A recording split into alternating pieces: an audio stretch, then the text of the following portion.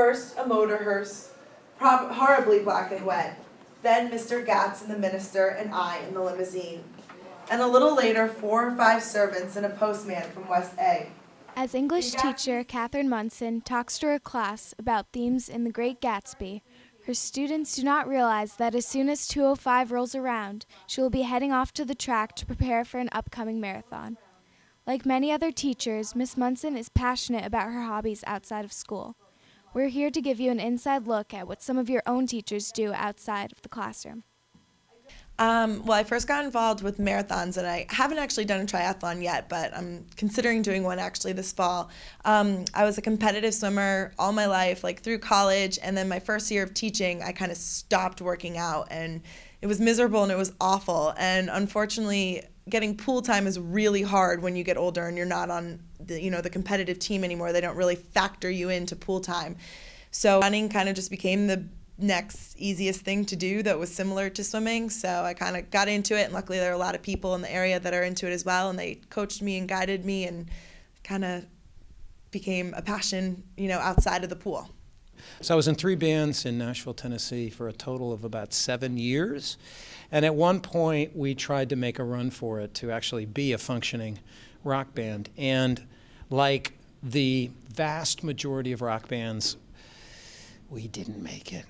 It was crushing when we originally did not make it. We came close. We opened up for a couple of very famous acts, and one of our failings was we weren't writing really good original music, and that's what you have to do. I teach Pilates, yoga, spinning, cardio dance, step, Zumba, strength training, boot camp, interval training, basically every type of fitness class there is. I think it's important for everybody to stay physically fit because it gives you more energy for your job, okay, and it keeps your health better so that you are better able to teach better. It may come as a surprise to most students that the teacher in the driver's seat of this Mustang is none other than biology teacher Kathy Smith. Miss Smith owns a collection of cars ranging from her 1968 Mustang convertible to a family-owned race car. She competes in races against other women and hopes to continue her hobby in order to reach her goal of being able to compete against men. Actually, it's been interesting because every once in a while I can bring in some of the things that we do with the race car into the science class when I'm talking about scientific method. One of the biggest, I use my brothers as an example. My brother Billy is one of those who, if there's a problem with the car, he'll try and change everything that it could possibly be instead of just doing one thing at a time. And I'll use that as an example for my students when talking about how we use scientific method all the time. The other thing is, I think it adds some variety to the things that I do, and I think it makes me seem more human to my students, so that hopefully I can have a little better connection with them.